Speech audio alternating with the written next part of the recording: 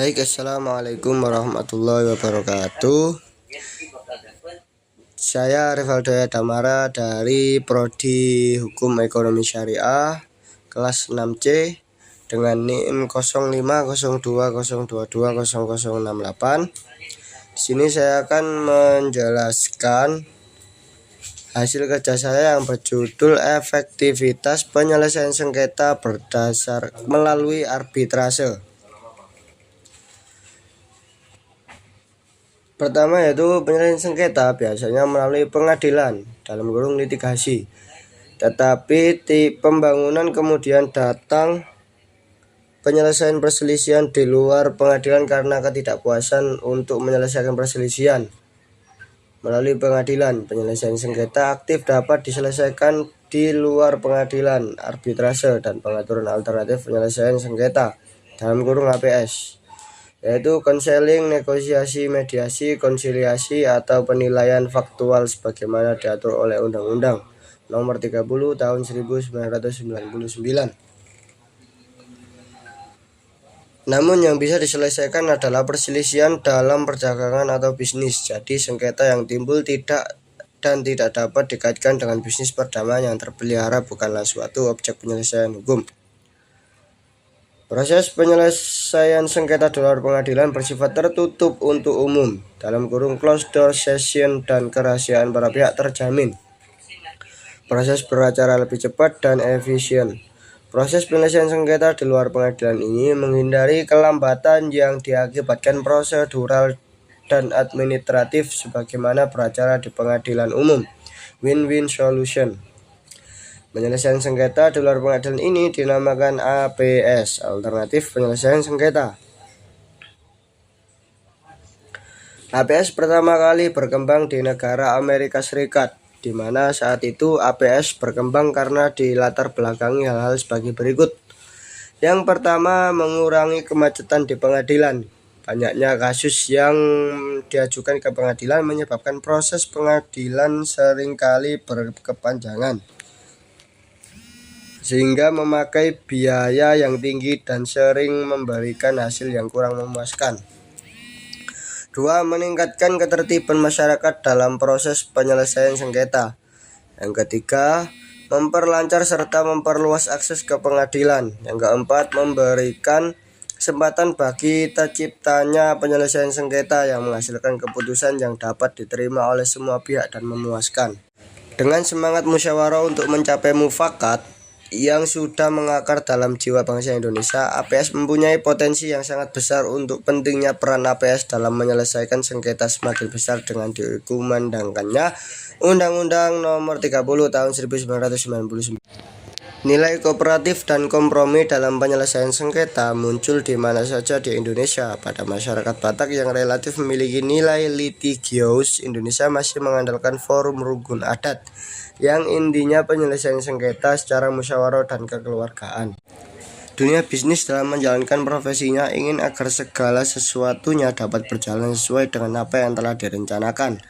Namun, dalam kenyataannya ada kalanya apa yang telah disetujui oleh kedua belah pihak tidak dapat dilaksanakan karena salah satu pihak mempunyai penafsiran yang berbeda dengan apa yang telah disetujui dalam kontrak, sehingga hal ini dapat menimbulkan perselisihan atau sengketa. Selanjutnya, setiap sengketa yang terjadi pada umumnya akan diusahakan agar dapat diselesaikan secara musyawarah untuk mufakat bagi kepentingan bersama. Namun tak sedikit pula harus menyelesaikan sengketa itu melalui jalur hukum, baik melalui pengadilan ataupun di luar pengadilan.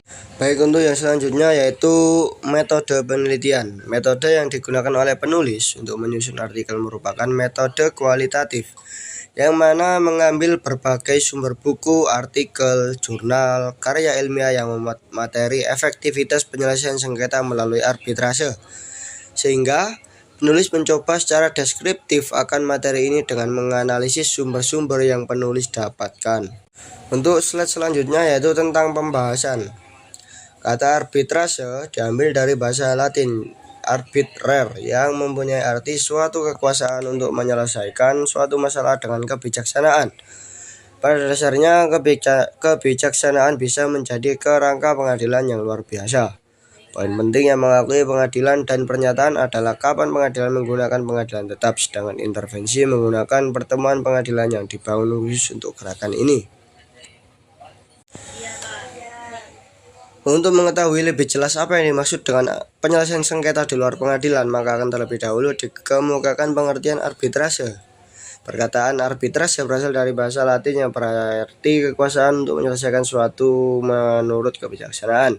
Dihubungkan dengan kebijaksanaan, itu dapat menimbulkan pengertian tentang arbitrase karena dapat menimbulkan kesan seolah-olah seorang arbitrator atau suatu majelis arbitrase dalam menyelesaikan sengketa dengan tidak mengindahkan norma-norma hukum lagi dan menyadarkan putusan sengketa tersebut hanya kepada kebijaksanaan saja.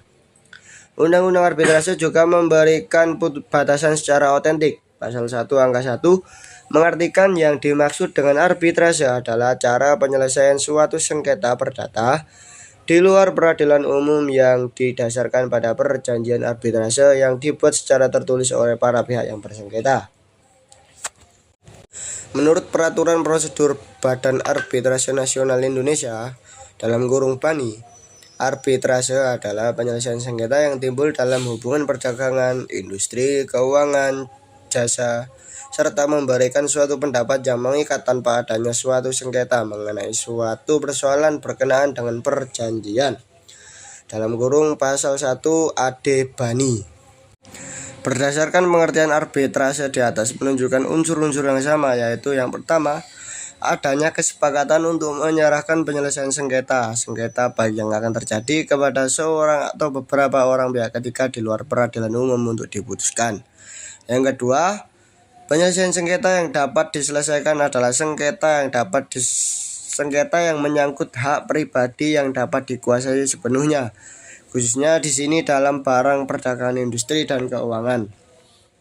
Yang ketiga, putusan tersebut akan menjadi putusan akhir dan mengikat.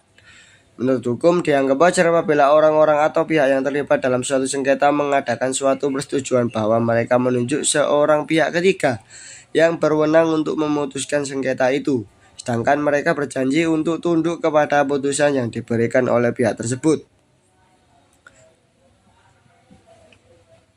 Bila kemudian hari salah satu pihak tidak menaati keputusan yang telah diambil oleh orang yang mereka berikan wewenang untuk memutuskan sengketa itu, maka pihak tersebut melanggar perjanjian dan hakim baru menyediakan upaya-upaya untuk memaksa pihak yang melanggar perjanjian itu agar mentaatinya. Dengan sendirinya, apa yang diserahkan kepada arbitrase atau wasit untuk memutuskan perkara itu haruslah hal-hal yang berbeda dalam kekuasaan bebas para pihak.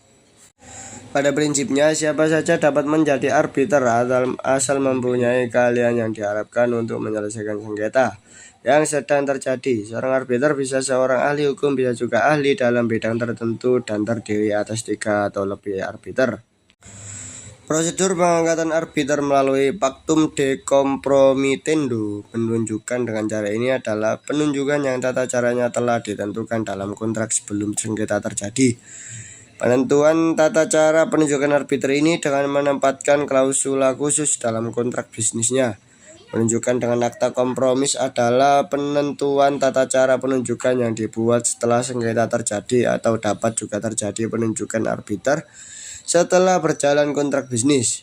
Tapi sebelum timbulnya sengketa, penunjukan langsung oleh para pihak. Setelah terjadi sengketa, para pihak masih diberikan kesempatan untuk langsung menunjuk sendiri apa arbiter baik tunggal maupun majelis. Kelemahan cara ini adalah para pihak sudah tidak kooperatif lagi karena sengketa telah terjadi, sehingga kesepakatan kehendak dalam memilih arbiter sulit tercapai. Sebagaimana pendapat yang dikemukakan oleh Frank L. Coury dan Edna L. Coury, arbitrase merupakan sesuatu persiapan langsung atau dasar yang dipilih oleh para pihak dengan sengaja yang ingin kasus mereka dipilih oleh mediator yang tidak memihak dengan pilihan mereka, di mana pilihan tersebut didasarkan pada pertentangan. Dalam hal itu, para pihak setuju dari awal untuk mengakui pilihannya terakhir dan menetapkan. Selain dari litigasi di pengadilan, mekanisme ini dilandasi oleh prinsip pemecahan masalah dengan bekerjasama yang disertai dengan itikat baik yang disertai dengan itikat baik oleh kedua belah pihak. Bagi orang awam, penyelesaian sengketa di luar pengadilan menimbulkan kerancauan, seolah-olah mekanisme ini dapat menggantikan proses litigasi di pengadilan. Oleh karena itu, perlu dipahami terlebih dahulu bahwa penyelesaian sengketa adalah mekanisme yang berdampingan dengan penyelesaian sengketa melalui litigasi di pengadilan. Meskipun penyelesaian sengketa di luar pengadilan tidak dianggap sebagai pengganti dari mekanisme penyelesaian sengketa melalui litigasi di pengadilan, namun penyelesaian sengketa di luar pengadilan merupakan jawaban dari praktisi-praktisi hukum yang mempunyai pandangan kritis dari sistem peradilan, misalnya lamanya suatu proses litigasi di pengadilan untuk mencapai status final dan mengikat. Penggunaan mekanisme penyelesaian sengketa di luar pengadilan suatu hal yang dibutuhkan oleh masyarakat Indonesia. Hal ini diperlukan masyarakat. Dalam praktiknya, penyelesaian sengketa melalui proses litigasi di pengadilan seringkali dijadikan oleh para pihak yang bersengketa dikarenakan berbagai faktor. Yang diantaranya adalah para pihak yang bersengketa biasanya tidak berorientasi pada pemecahan masalah yang mengedepankan win-win solution, melainkan lebih kepada pencarian putusan menang kalah. Jika kita membaca rumusan Undang-Undang Nomor 30 Tahun 1999, sebagaimana judulnya yang lebih menekankan pada arbitrase, akan dapat dilihat bahwa pada dasarnya Undang-Undang Nomor 30 Tahun 1999 lebih banyak mengatur ketentuan arbitrase, mulai dari tata cara, prosedur, kelembagaan, jenis-jenis, maupun putusan dan pelaksanaan putusan arbitrase itu sendiri. Ketentuan mengenai alternatif penyelesaian sengketa selain arbitrase itu sendiri hanya diatur dalam satu pasal, yaitu pasal 6, yang notabene tidak memberikan banyak arti bagi perantara alternatif penyelesaian sengketa itu sendiri.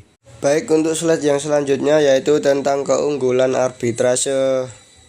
Yang pertama yaitu umumnya pengadilan nasional kurang mendapat kepercayaan dari masyarakat penguasa dalam kurung bisnis. Sedangkan arbitrase komersial internasional merupakan pengadilan pengusaha yang eksis untuk penyelesaian sengketa-sengketa di antara mereka, kalangan bisnis dan sesuai kebutuhan mereka.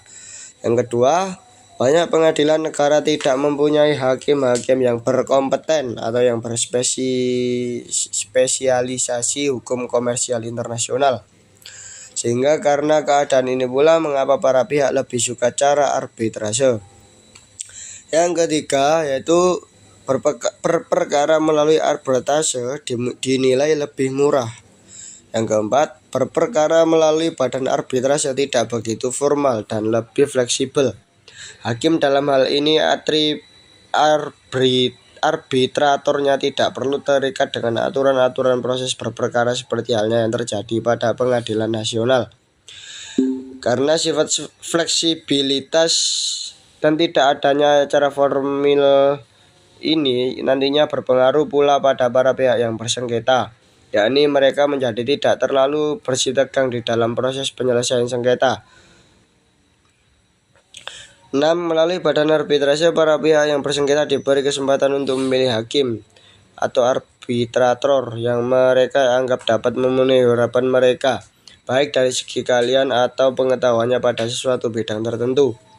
Yang ketujuh, faktor kerahasiaan proses berperkara dan keputusan yang dikeluarkan merupakan alasan utama mengapa badan arbitrase ini menjadi primadona para pengusaha.